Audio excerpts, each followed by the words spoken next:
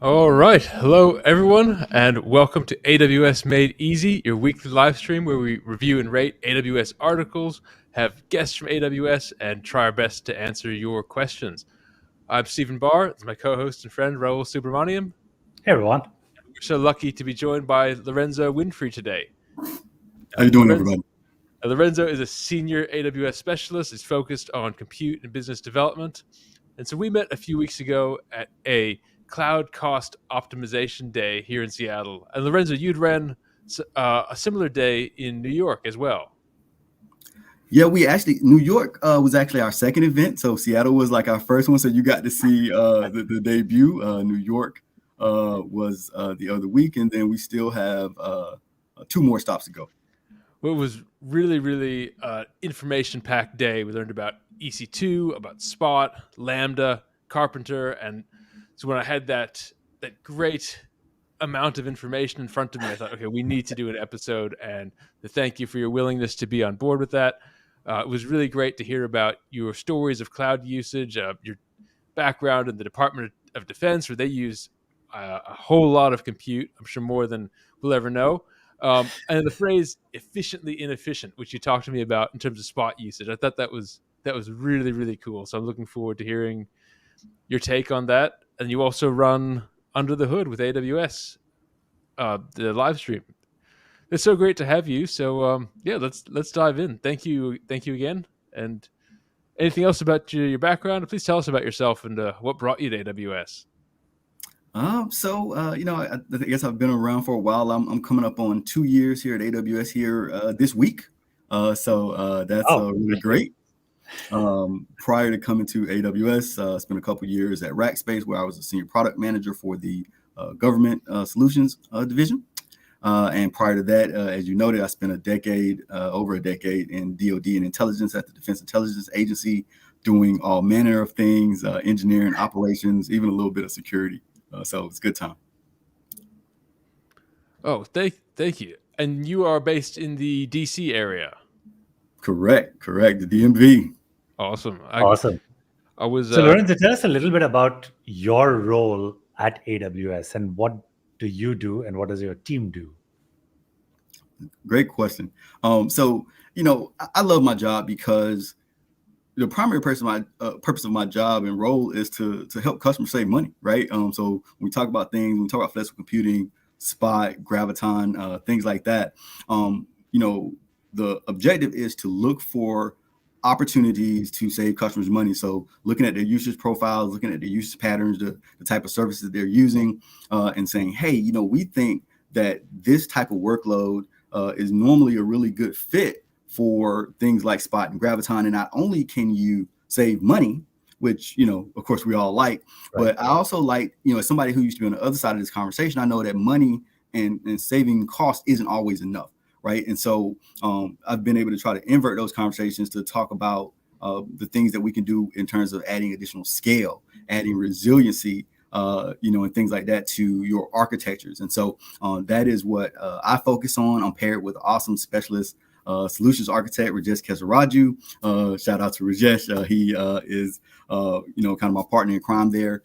In our entire organization, we have pairs kind of just like ours all over the world that are kind of dedicated to doing the same thing. Got it.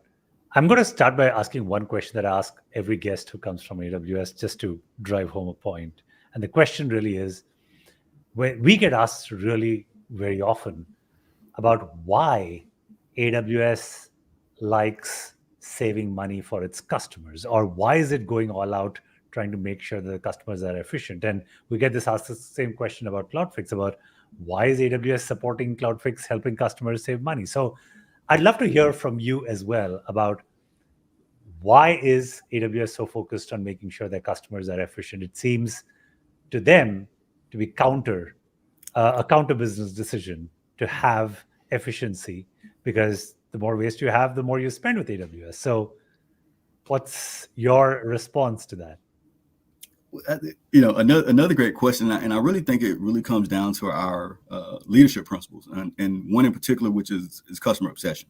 When you're outside of AWS, you kind of hear about it, but once you get inside of AWS, you really start to understand that these are not just talking points. Like, these are core parts of the culture. And when we start talking about customer obsession and doing what is in the best interest of our customers, and in this case, helping them save money, helps them to be more efficient, helps them to be able to free up funds to lean into other things, whether that's innovation, et cetera. And so I think it really comes from a belief that when our customers do better, we do better, right? So I think it definitely really at the core of it is the customer obsession component of AWS and all the Amazonians here in terms of wanting to lean into that, to know that if we do what is in the best interest of our customers, period, then the rest of it will work itself out.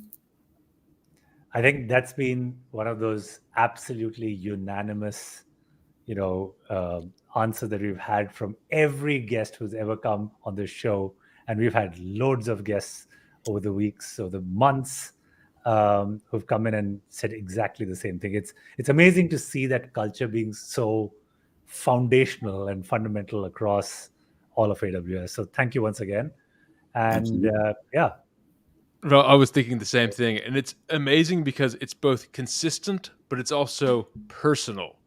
Yes. So it's not just a repeat of a sentence that, gets tacked onto the bottom of every email, but it's been personalized, and everyone that we've asked about that, they have a personal take on it and why it's important to them. So thank you for sharing that with us. No doubt. I mean, it really is, you hear it, it's not lip service. It is something that every Amazonian, we live and breathe it. It is serious. We talk about it. We strive for it. We obsess about it. Well, it's definitely a winning strategy. Awesome. So, Stephen, you want to kick it off? Yeah. With diving deeper into... Well, let's see. I think maybe before we get into the particular services, you and I talked about a value pyramid. I just wanted to maybe describe that for us, for the audience. You talked about availability, about shared responsibilities. Can you elaborate more on that? I really enjoyed that part of our discussion. Gotcha. So, of course, here at AWS, company of builders, very builder focused, but in a prior life, right, I was a customer, right? So I sat in a lot of these rooms. I talked to our AWS SMEs and account teams, and then I kind of went back inside our organization, right? And we had those conversations going internally. And so whenever I'm talking to customers, whenever I'm kind of thinking about it, I always try to kind of think about the way that they're going to think about it internally, right? And so how do we move the customer along from a philosophical perspective? And so the concept of the value pyramid that we were discussing, Stephen, was effectively around when we talk about acquiring Spot in particular, right? So Spot, of course, is spare EC2 capacity that customers are able to get at up to a 90% discount. And so in a lot of ways, it kind of goes against kind of best practices in some ways, in the way that you would go about acquiring it. And so customers would say, potentially say, well, 2x is like optimal. 4x would be kind of, inefficient, right? But when we talk about Spot and spare capacity, the objective is to acquire the Spot capacity at a discount, right? And so if you don't acquire the Spot capacity, then you're potentially going to be on demand, which is not something you want to do. And so the concept of the value pyramid is, let's put inside of the pyramid the things that are most important, right? So in this case, acquiring a capacity has got to be the thing that's at the top of the pyramid, right? If you don't acquire capacity, then you're off target. And so building out the things that are important. So acquisition of capacity, then we start talking about capacity, availability, right? The shared responsibility, kind of, the things that are important to each and every customer. And it is really to kind of, bring in a concrete fashion, what is your objective when you're trying to maximize the use of a service like Spot? And once we can build a pyramid, it helps the customers make easy decisions about, do I take that capacity that might be slightly inefficient? And what is the consequence of not getting capacity that also helps to crystallize it? I really like that. So for context, So how many people do you think are using Spot effectively versus where they could be in terms of all of the AWS customers that you've talked to? Whew, that's a good one. I mean, I think it runs the gambit. I definitely, I think that all customers are, of course, trying to, do their best, and that is why we are here. That's why the flexible compute folks exist, and our specialists exist to help customers come in and improve. I think as both of you probably know, the speed at which AWS releases new services and new features is mind-boggling. It was mind-boggling from the outside, and it's even more mind-boggling from the inside. And so I think that's probably one of the bigger things. So, versus kind of how effective are they using it? I think it's helping them keep up with all the new ways that they can optimize and accelerate the things that they're doing. And I think that's where we come in. So let me ask a follow-up question on that.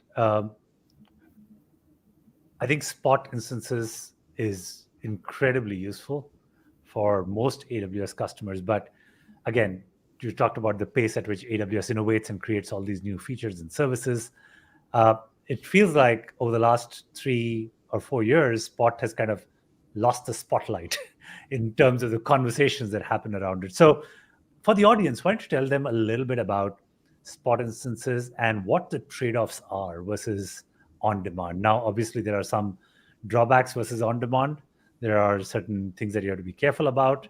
So what would those be in short? What should customers take away about Spot? That's an excellent question, Rahul. I think so. Spot, kind of as we noted, right, is spare EC2 capacity that customers can get up to a 90% discount. When we start talking about kind of Spot at an infrastructure level, Spot is just a purchasing option. So the underlying infrastructure is the same as on-demand or reserve instances. There's no change there. There's no kind of concern about kind of inferior capacity or anything like that. It is the exact same underlying compute. The major key to being successful with Spot is going to be is the ability to be flexible and lean into diversity. And when I talk about flexibility, I'm talking about instance flexibility. I'm talking about time flexibility. And I'm talking about kind of location flexibility at the region or AZ level. If customers are able to lean into one or several of those, then they're going to position themselves to be really successful with Spot. But the kind of big point here that I don't want to miss about Spot is because it is spare capacity, it can be interrupted. And that is kind of the kind of big component we talk to customers about Spot is the interruption, which is known as a interruption termination notice, or more commonly known as a 2-minute warning. So the key point to understand about the interruption termination notice or the 2-minute warning is that it only occurs if on-demand capacity is needed, right? Otherwise, nothing happens. But when it does occur, then that is the customer's kind of trigger that they need to take action, whether that's checkpointing, whether that is shifting work over to a different node. There's multiple things that can be done there, and that is usually the way that I frame it with our customers is that the potential for an interruption is a known, right? It's something that we know can happen, and so since we know it can happen, we can plan for it, we can architect it, we can design for it to mitigate, any impact that might occur. So, my big thing, and I think Stephen will remember this, is kind of the big thing I usually open my discussions with customers about Spot is that a Spot interruption does not have to equal a business operations interruption. Correct.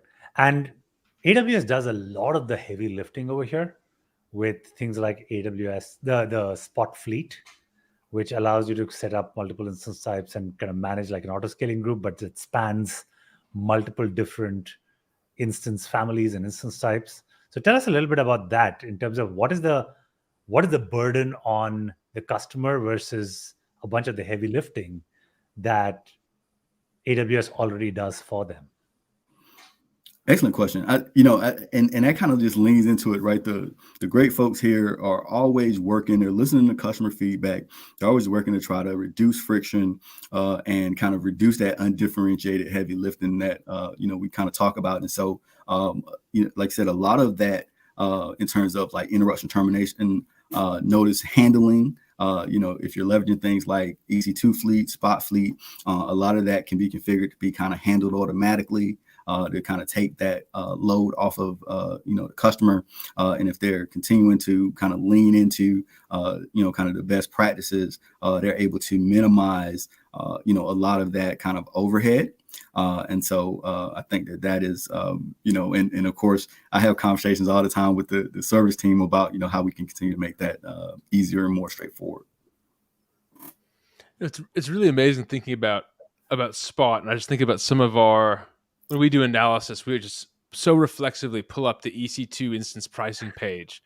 And we do all of these comparisons based on numbers. And we're thinking about the on-demand case. But that, in a sense, we can think of that almost as a worst case cost of that instance, right? So we think if we don't need our access to this instance to be locked in forever, and we can have some flexibility with when we get to use that instance, then we can really think of the prices being, you said, up to 90% reduction.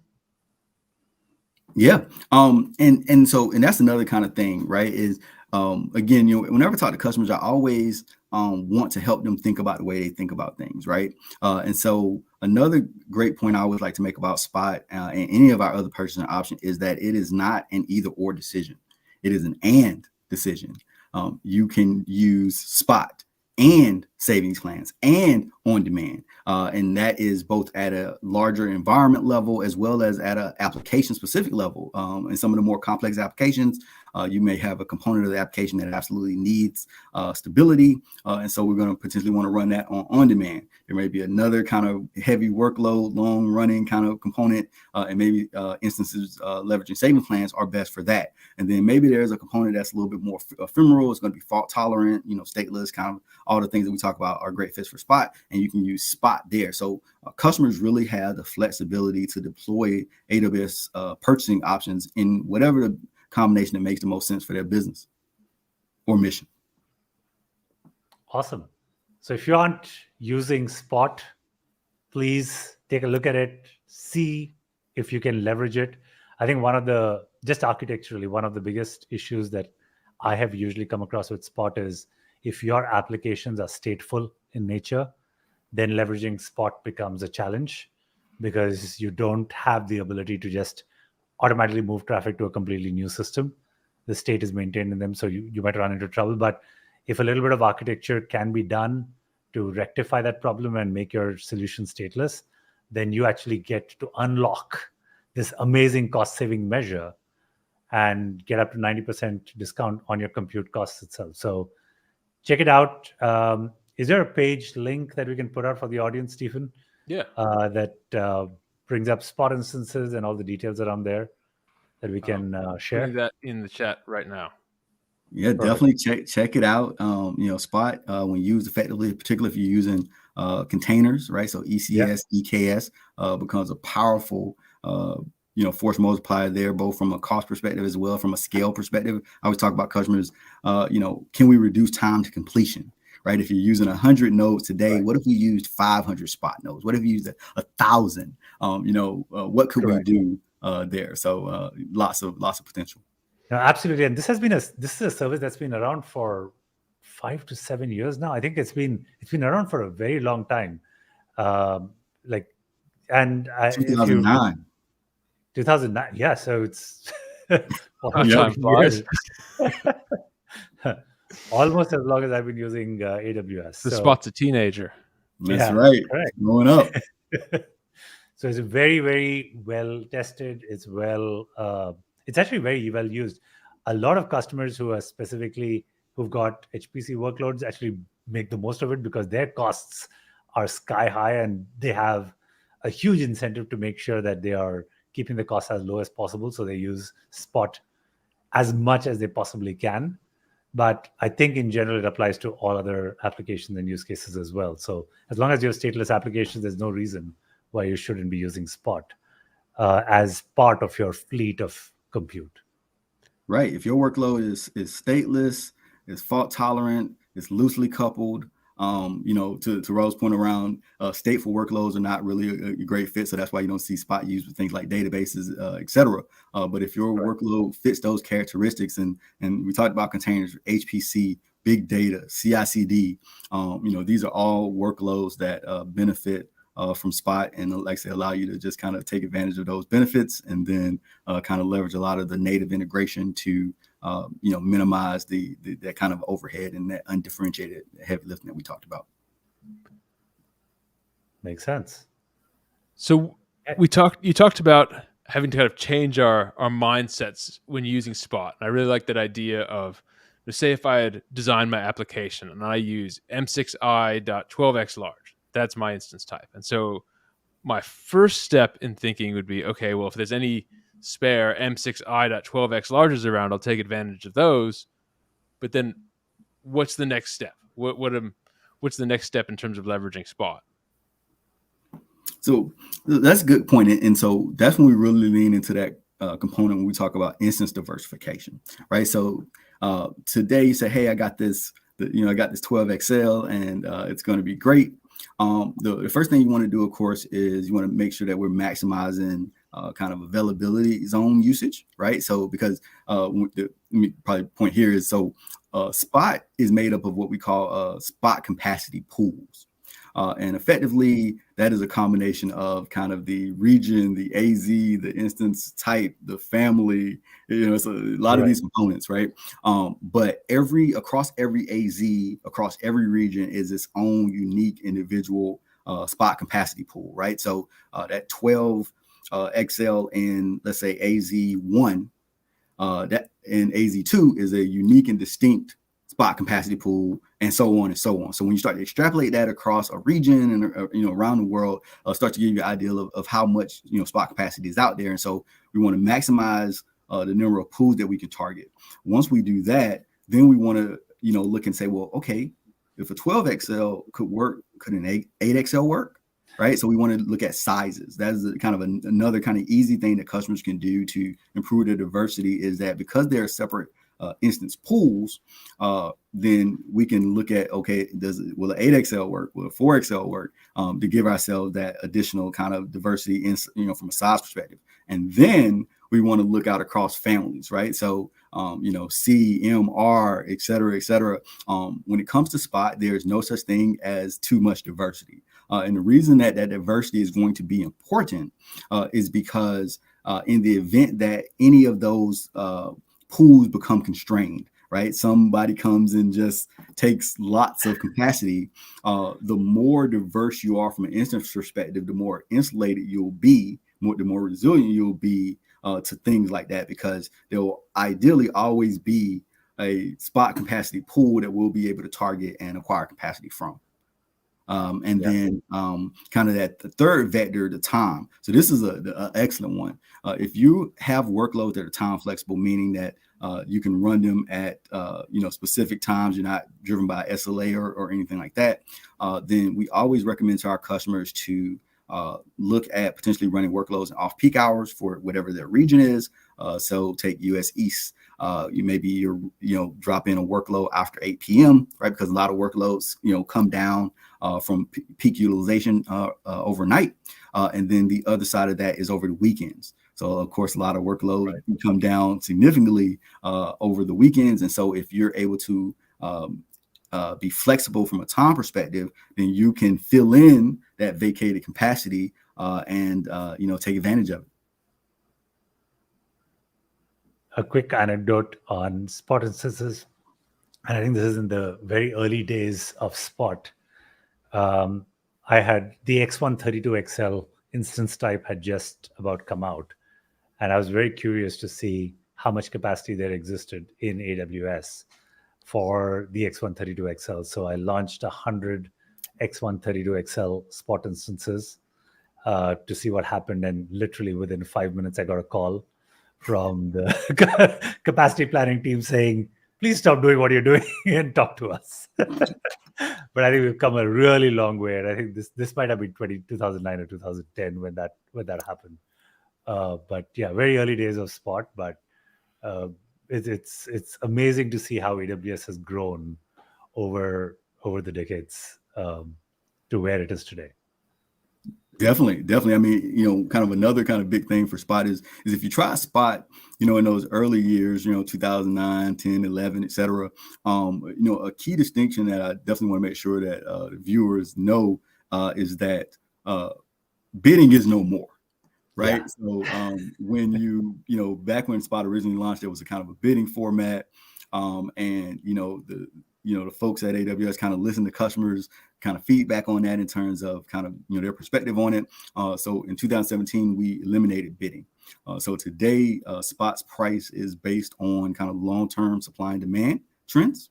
It's for the most part kind of very smooth to kind of give customers a kind of normalized experience in terms of usage. So that is another thing here that anything we discuss today, a big thing that is also true about AWS, and I'm sure a lot of my colleagues have talked about it, is that customer feedback here is very, very important.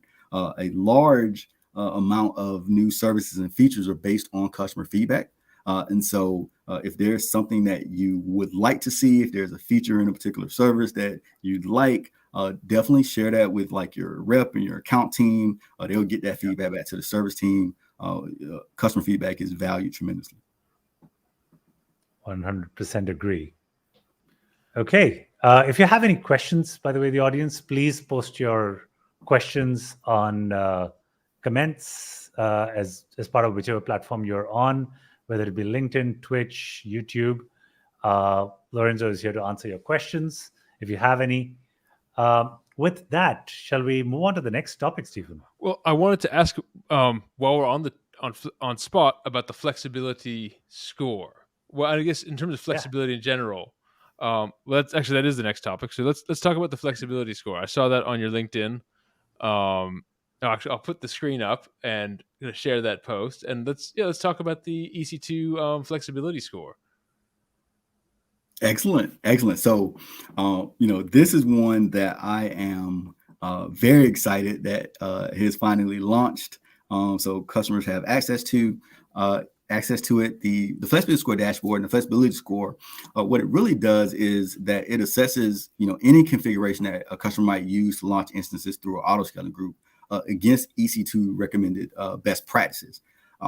After that, it converts those best practice in terms of adoption into what we call a flexibility score that customers can use to identify, improve, and monitor the configurations and subsequently across their whole organization. But they can use to monitor and determine kind of where there are areas of improvement from a flexibility perspective that they could improve by implementing kind of those auto scaling groups and architectural best practices. So really, really excited here because I was in operations for quite a while. And so I'm always looking and always excited about things that give me targeted areas to focus on, right? So we can target an area, we can make changes, and then we can see that we've had a positive impact. And I think that's one of the real major values of the flexibility score here. Kind of as we see on the graphic in the top left, that's kind of the entire roll up the flexibility score. This is on a 10 scale.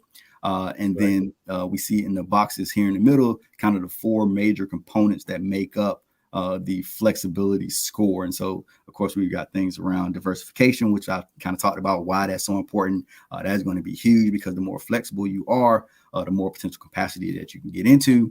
Launch templates is of course big. Launch templates are, of course, the successor to launch configurations. So if customers are out there, if you're out there, you're still leveraging launch configurations, I highly recommend that you check out launch templates. The team has made it very straightforward to make that transition over to launch templates and take advantage of kind of those new features. Of course, then we also cover things like scaling score and kind of policy scores. And so a lot of this comes into whether you're using things like simple step scaling or whether we're doing things more advanced and leveraging predictive scaling, which of course is something that, we definitely always encourage customers to look into. Again, trying to take advantage of automation, kind of that undifferentiated heavy lifting and kind of letting the system kind of do kind of those more kind of mundane things so that the customers can focus on their core competency and the things that really matter to their business. So, like I said, I love it. Like I said, I've been a fan of it for a while. Shout out to Arpit and Borja for all the hard work they put in, putting it together and getting it released. And it's open source as well, which is, of course, what I also love. So a quick question, Lorenzo, on this. This doesn't appear to be a QuickSight dashboard. Is it a custom-built app that runs, or is it actually a QuickSight dashboard that's running in the customer's account? So it doesn't, it's not a QuickSight dashboard. It actually integrates into the console, I believe. There's a note about kind of that. Here's the architecture. Yeah, there it is. So yeah, there's a kind of note there in terms of I want to say it ends up as a custom. I'm missing it here. CloudWatch dashboard, I think. Yes, CloudWatch. Yes. There we go. Yeah. Cool. Are there any plans of taking all of this and putting it in the Cloud Intelligence dashboard, which seems to be the one place that anyone who is interested in cost optimization seems to be, like, we've been directing everyone there, and seems like a movement within AWS to kind of get all of these consolidated, because the data is spread across so many different services, so many different dashboards within AWS, within the AWS console itself, that it just makes sense to have the Cloud Intelligence dashboard that tells you in one place, across, of course, different tabs, but in one place about what you should act on, or gives you advice about what you should care about in a number of cases. And the flexibility score is really an amazing, way to make sure that action is taken on those specific areas or the specific dimensions. And so if it were in the Cloud Intelligence dashboard, I think that'd be incredibly valuable to users, because then it's one place to go to. No, definitely. I can say that I do not know if there are any plans in the works for that, but again, we value customer feedback, so I can definitely take that back to the team. Is that something that folks would like to see? That would be awesome. Well, it looks like a really exciting announcement for how to. I guess what I really like the trend in general of, at first, there's best practices that get published, and you read them or not, and you can do what you want with them, but then actually getting some guidance, and then some, now with the prescriptive guidance, being able to actually implement these best practices is really, really helpful. So it's neat being able to actually see how you stack up against these practices, and have a similar to in the Cloud Intelligence with the KPI dashboard, right, where you're looking at progress towards these goals that you want to move towards.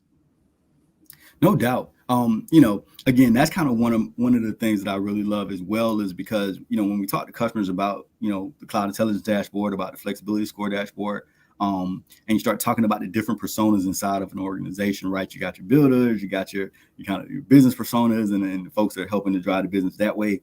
And the thing that I always kind of say is that I want to help kind of the business personas, right? The decision makers, the leaders. I want to help them ask good questions. Right. So we've got lots of smart people helping them, do whatever it is that they want to go do.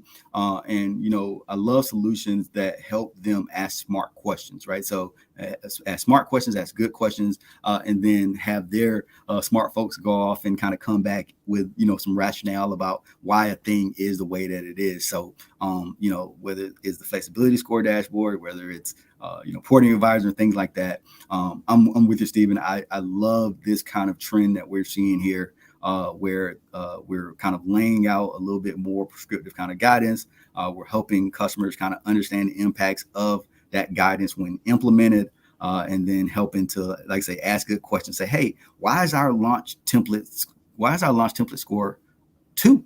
Have we not changed over our launch configurations, right? And then, kind of just that little question, you can target in and say, well, is there a reason why we haven't made this change? Or here's the reason why, and here's what we're doing. So just helping to ask good questions. I love all the work that's been done in that space. That is awesome. I would like to jump into the next instrument that I think falls under your domain, and that's around savings plans. Now, for historical context, we had reserved instances, and then we had the convertible reserved instances that were the next generation of, the kind of financial instruments available. And then you have savings plans. So tell the audience a little bit about how this kind of evolved, and why savings plans, and why everyone should be using it. Gotcha. So I mean, savings plans are really great in terms of being one of those kind of primary EC2 purchasing options, and it allows customers to acquire a discount depending on kind of what type of savings plan they're looking to acquire, whether that's going to be an instant savings plan, which kind of focuses on a particular instance, or a compute savings plan that gives you a little bit more flexibility in terms of the instance types that operate underneath it, providing I think the compute savings plans up to a 66% discount, instant savings plan a little bit less flexibility, of course, but up to a 72% discount, and with a 1 or 3 year commitment, right? And so one of the kind of strategies that we see, I actually leveraged when I was a customer of AWS is, when you initially come to AWS, you're leveraging on demand. You're trying to understand how your applications or services are going to perform on AWS. Do you have the right instance type? Do you have the right size? But after a while, once you kind of understand your workload profile, you move more into a steady state. Then that is where savings plans really show their value, right? Because you say, hey, I know that this instance profile is going to work for my application or workload. And so I'm going to kind of probably stay with it. And so now I want to optimize my cost on top of that. And so you're able to purchase a savings plan to cover those instance types, to be able to make sure that you have the instance types that kind of best fit for your workload, but also, again, do that in the most cost efficient manner. And so what are the trade-offs when you're buying a savings plans? What are the things that you have to be cognizant of when you're... And with the two types, right? The compute and the instance. Yeah.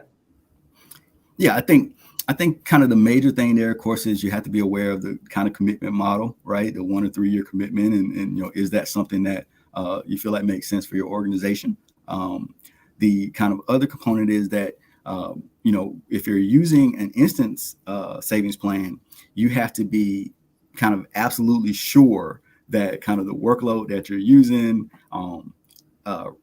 that you, or I would better say that you'd have kind of the business case to kind of restrict the savings plan to a specific kind of instance type, right? Because you're trading the flexibility of you can't leverage kind of multiple instance types, with an instance savings plan, but you do get the steeper discount.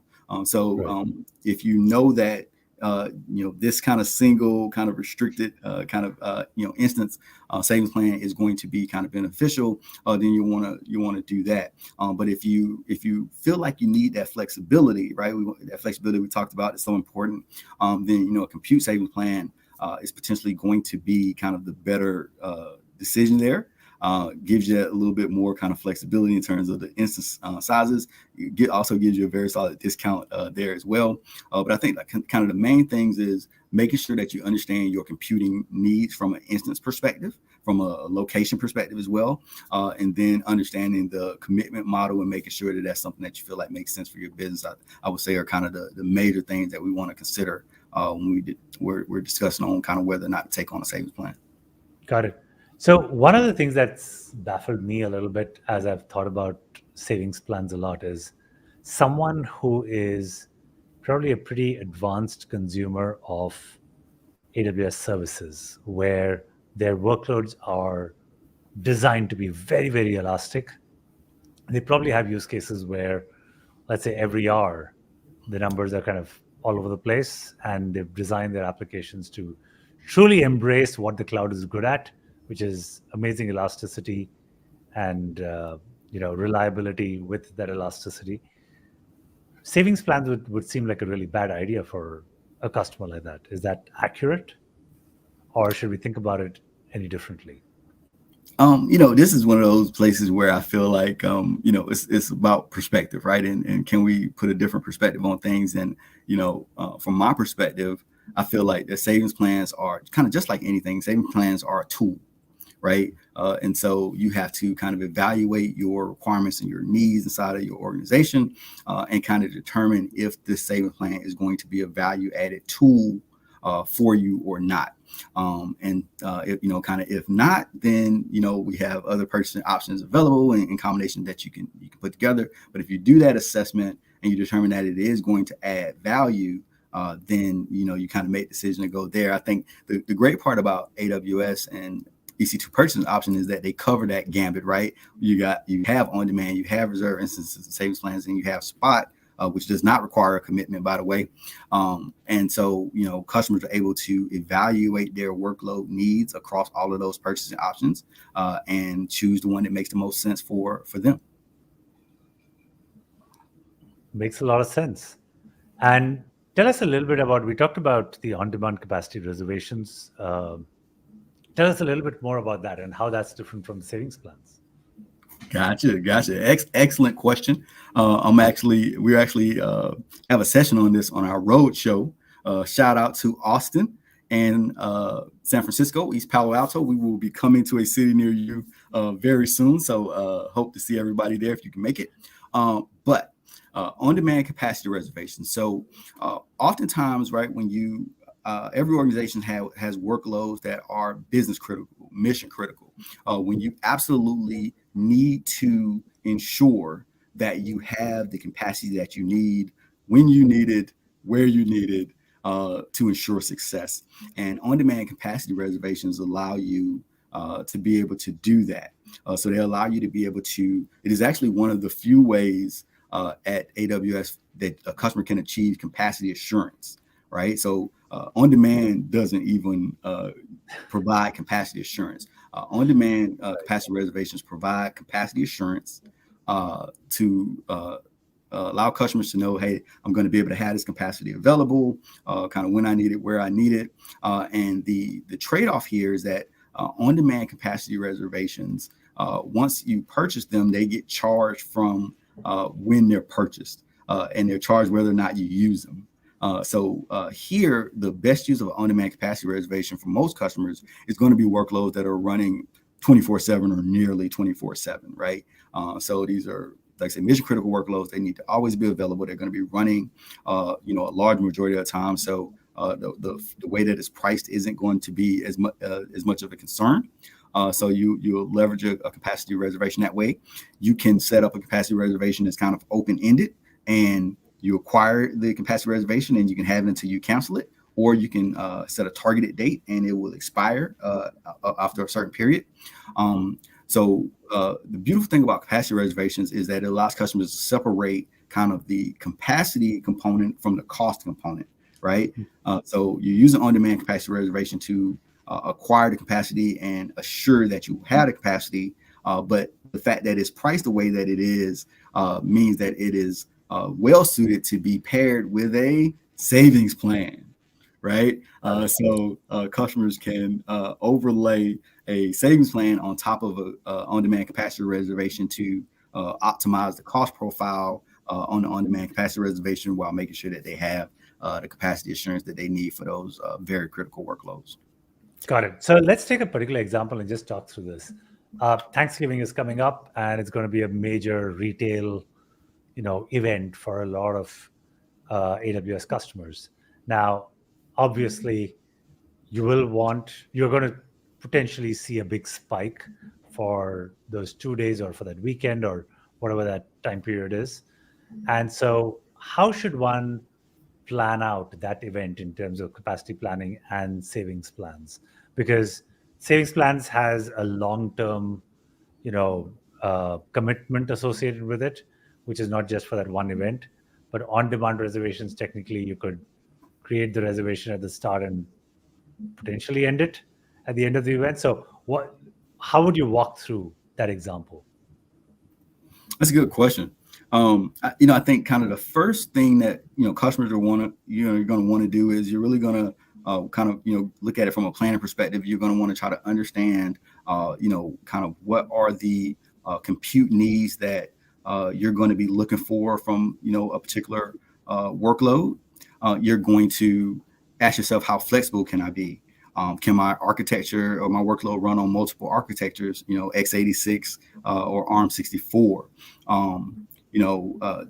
Do I need to have a specific type of capacity?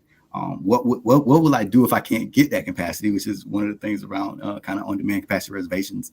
How long do you need to run the workload? So when you're kind of looking at it from a planning perspective, then those are the kind of things that you want to consider. you kind of move on to, the acquisition area, and you're looking at the way that you're going to acquire that capacity. You're going to ask yourself things like, does the tool that I'm using to acquire that capacity allow me to express that instance flexibility that we talked about being so important? What would I do if I can't get the exact capacity that I need? Again, lean into that flexibility, make sure that we have contingencies and understand how kind of those things operate. And if I absolutely need to have that capacity, then how do I get a capacity reservation for that upcoming event? Once you've done that, then, like I said, then monitoring becomes very important. So you're going to evaluate if you decide to get an on-demand capacity reservations. You're going to ask yourself, are my capacity reservations being fully utilized? What if I'm underutilizing, or am I effectively utilizing my existing kind of savings plans? Do I want to be notified around anomalies or things like that? And then I think finally, you kind of just look to optimize the workload over time to kind of make sure to say, hey, after everything's done, what worked, right? Kind of do your reviews, what worked, what didn't work, what could we have done better? What can we do kind of for the next time? Thank you for walking us through that. I think that's going to be really valuable to anyone who's planning out their next quarter and all the events that are coming up not too long from now. So thanks. Hard to believe that's on the horizon already. Time's flying. I mean, this is the right time to plan, right? I mean, you have to make sure that your applications are going to be able to handle those kind of big retail events. And if you're not planning right now, I think it's time to start right away. Well, so I've got a question I think that might lead into the next topic. So you talked about in terms of this analysis of your on-demand capacity reservation, and also about Spot. And what this really comes down to is understanding the dynamics of your workload and really what the computing requirements are. And so I wanted to kind of shift gears into the attribute-based instance selection. So how does that work? What are the levers we can pull and the variables that we can adjust? And how does that work in terms of if we enlarge our space of instances, how do we use this attribute-based instance selection to get us the best value for compute?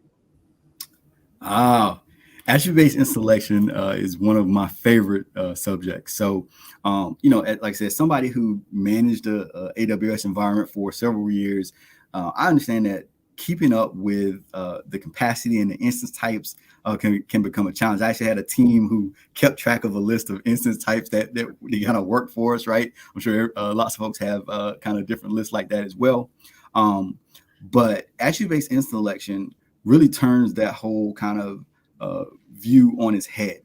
So instead of saying, hey, I need, a M6, a C5, et cetera, it really shifts the perspective into what is the attribute profile of an instance that my workload requires. And I think that this is like revolutionary in my personal, perspective, right? Because attribute-based instance selection allows you to say the instance type that is going to be optimal for my workload needs to have X amount of vCPU, X amount of memory. It needs to be on this particular processor platform. I need network attached storage, or I need a particular type of enhanced networking. There's multiple attributes beyond kind of those that you can specify. But once you specify those attributes, it will go out and it will find every single AWS instance type that matches the criteria that you've set, and bring that back as something that, hey, these are going to be available. It's really nice because it will automatically filter out. So it has built-in price protection.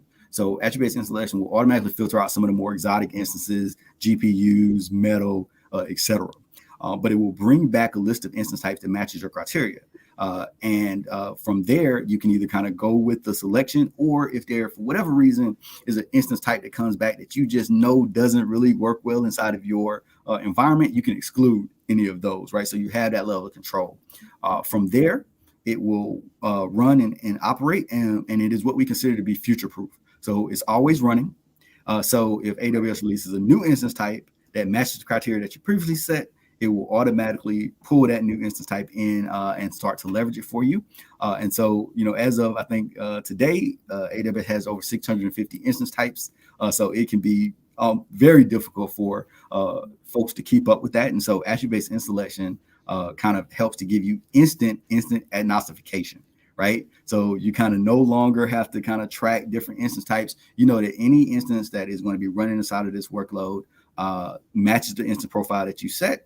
And you don't really care kind of exactly what it is. You know that it's going to be performant for your needs. So I love it. I talk to customers, every single customer I talk to about it, particularly with Spot. It's very powerful for Spot, right? As a way to automatically do that for you. And so, love it. I really like that quote, the instant agnostification. That's cool. Yeah. I like that. It's an incredibly powerful tool.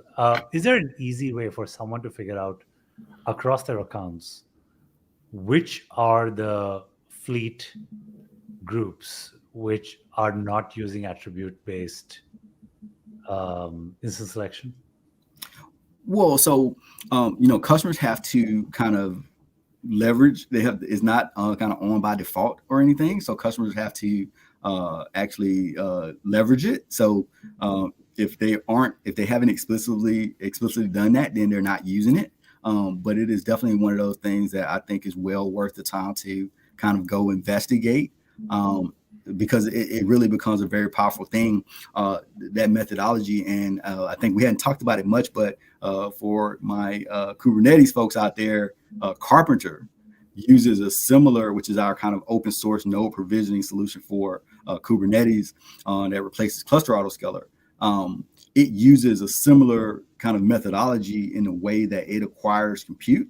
And so I love to see that kind of methodology, right? The things that kind of take load off of the customer, right? So they can do the things that are really going to drive their business forward. So it kind of, you see that methodology shifting into kind of other places and generating value. So love to see it. Well, I love these exercises that force you to think about, okay, what do you really want, right? Because it's easy to get locked into one or two choices, or just a handful, and to an extent you have to, right? Because you're choosing from a menu of 650 items. You have to develop some heuristics to kind of pare that down. But then thinking about it from an optimization perspective, or just what do I really want? What's important to me? Why am I making the choices that I do? And can that space be expanded to include better value instances? I think it's a really powerful exercise. And then in the bigger picture, being able to start inserting these AWS provided optimization layers, right? Similar to S3 intelligent tiering, right? We're not choosing the bucket class. We're saying, let AWS figure it out. It's similar with attribute-based instance selection.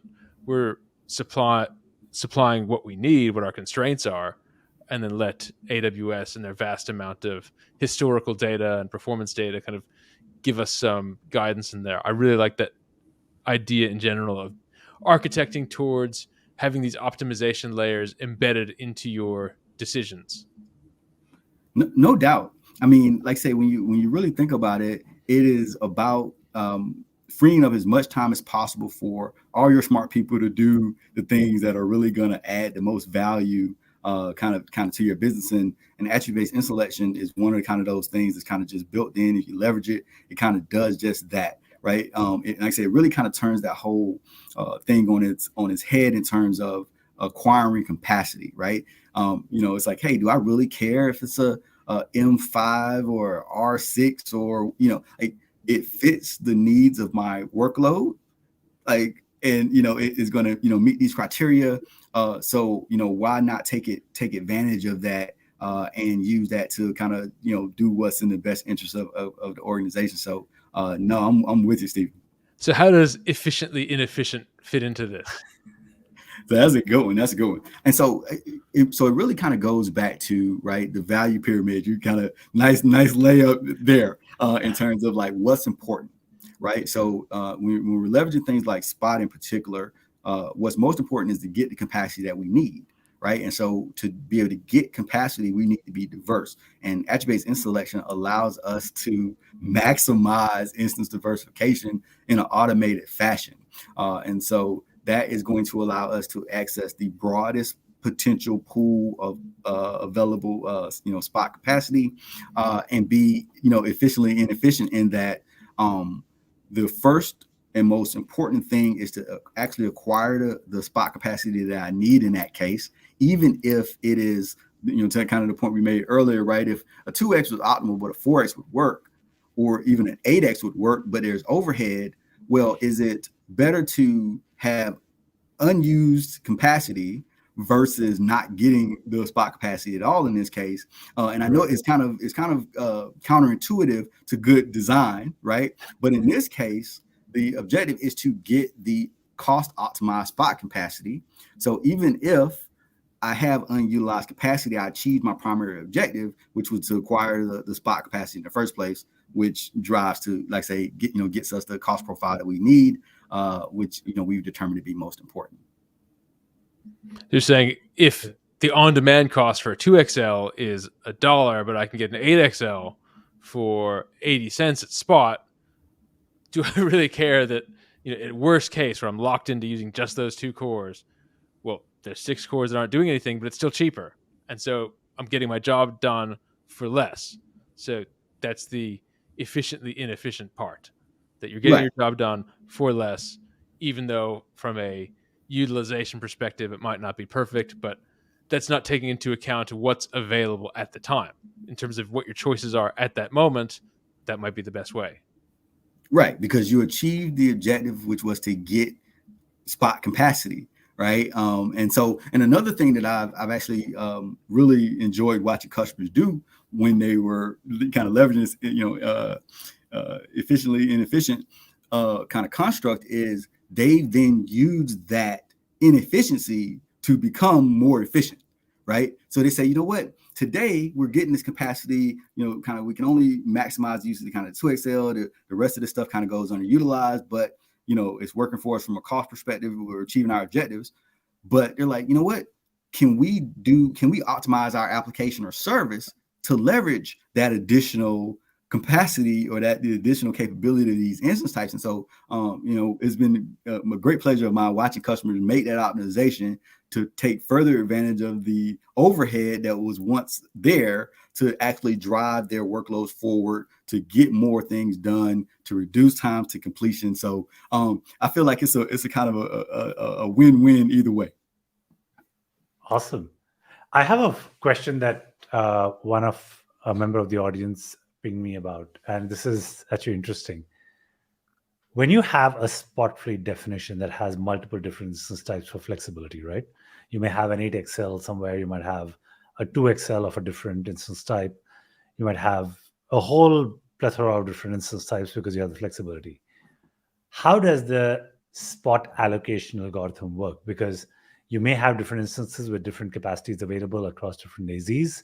Is it in the order that you have specified in your spot fleet request, or is it in the order of cost efficiency, like it'll find the most cost efficient one for you first, or is it just something random where you might get what you get? Oh, that is a great question. Again, when we start talking about allocation strategies, and when we're leveraging spot, allocation strategies are very important, because the allocation strategy determines how compute is going to be acquired when multiple instance types are defined. So today, our default or our recommended allocation strategy for spot is something called price capacity optimized. And what it is going to do is it is going to look for the deepest spot capacity pools, which means the instances with the least likelihood of being interrupted. And then it's going to look for the lowest cost instances within the deepest pools, right? And so, and price capacity optimized is actually based on customer feedback, right? So we also, our previously recommended allocation strategy was called capacity optimized, which which, as you can imagine, it did the first part, but it wasn't price aware. Customers said, came to AWS and said, capacity optimized is excellent, but we would love if it also had price awareness. And so that is the kind of evolution that gave us price capacity optimized, which is a bit of kind of both worlds there. By default, Spot leverages an allocation strategy called lowest price, which, as you could guess, simply looks for the cheapest, lowest cost instances in that are available. The trade-off there is that the interruption rate for the lowest price allocation strategy is much higher than the other ones. And so that's generally one of the first things when we talk to a customer, they're like, hey, we're seeing a lot of interruptions. We ask them about their allocation strategy. They're still using kind of the default. And, we talk to them about the kind of best practices on allocation strategy there, and we're able to help them to kind of optimize that out. But if you do have a workload that is very fault tolerant, that can handle a good amount of churn, and you're absolutely looking for the lowest price possible, then the lowest price is potentially still valuable for you. But price capacity optimized is, as of today, I recommend allocation strategy for Spot. Awesome. Thank you for answering that. I think that's incredibly valuable for the audience to know as they are going to figure out how to leverage these Spot fleets. Well, I think this is the kind of conversation where even if it went on for 3 more hours, I think we'd feel like it barely scratched the surface. I want to see if at some point you'd be interested in a part 2. I have so many more questions. We didn't even get into Carpenter too much, and that's another Correct. great one. I think each one of these topics deserves a lot of hours. So thank you for giving us this great perspective on how to select instances, how to leverage Spot, and all of the different things that are going on behind the scenes. So you can extract a huge amount of value from your compute, especially if you architect towards flexibility. Yep. Absolutely. I thank you both for inviting me. It was my pleasure. I definitely love to come back, but I love that you all have put together this platform to kind of talk about AWS and services and solutions and the way that they can be used to get more value. So appreciate you both so much. So Lorenzo, before we kind of get off the air, there's one question that I wanted to ask. So there's so much more that we didn't cover today. And I'm going to summarize a few things that fall in that bucket. Please tell me if there are others that the folks in the audience should go look at. But we'd love to have you back for another episode to cover all of those. So the first one, of course, in terms of flexibility that comes to mind is Fargate. So ECS and Fargate, EKS, Carpenter, and then you have Lambda, all the serverless services, basically. Lambda, that's another dimension of flexibility. You also have flexibility in terms of the databases, like trying to use Aurora. If you really think about it, the fact that you have Aurora serverless gives you all kinds of flexibilities around how you manage your databases and capacity, because that's a big cost factor as well. Is there anything else that I'm missing in this ecosystem of flexibility? Well, I definitely got to make a plug for Graviton, which is our, ARM64, our AWS custom silicon. And a big plug there for, I understand, a lot of customers sometimes, complexity at the application layer and moving from x86 to ARM64 can be a heavier lift. But if you have not looked at Graviton for managed services, RDS, Elasticache, Aurora, EMR, I highly recommend you check it out. The teams have done a really great job at making that transition very straightforward and simple to make. And then you're able to, don't have to wait, weeks or months to understand if you're getting the value, right? You can determine the price performance kind of benefit almost immediately. So as a way to kind of get more familiar with the Graviton in a kind of low friction way, definitely recommend Graviton managed services and checking them out. Yeah, please check out the CloudFix Fixer blogs that Stephen has written up that actually talk about how you can migrate a lot of these managed services into Graviton very easily. Of course, CloudFix does it automatically, but if you had to do it yourself, it's not that hard. You can go ahead and do it, and all the details you can find on the CloudFix Fixer blog.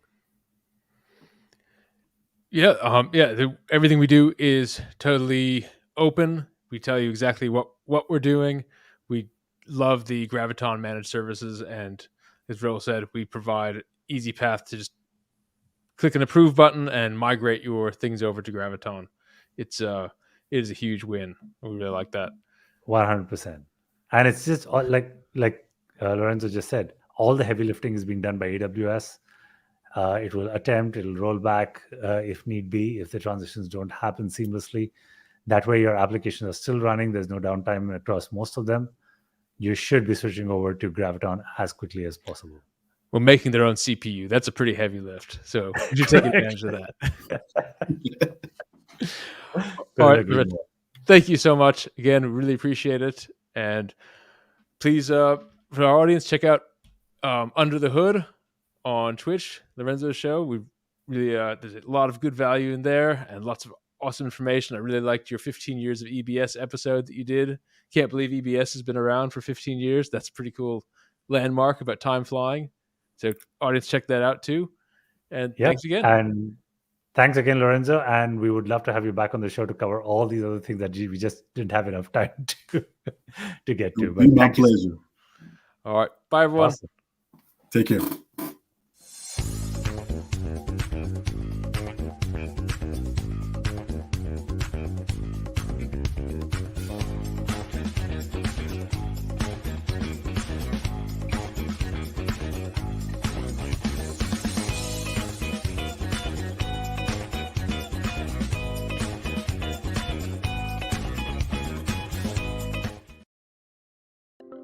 Some tools just find AWS cost savings and make you do all the work. Visualizing cost opportunities is great, but that's not enough. CloudFix, on the other hand, actually delivers those savings for you. And you don't need to worry because CloudFix fixers are AWS recommended and easy to use. It's the only tool that fixes cost savings opportunities and doesn't just find them. It's the easiest way to save money on AWS. It's all 100% automatic and risk-free. And the best part is that it works non-stop. See for yourself. Click on the button to get a free demonstration of CloudFix and stop overspending on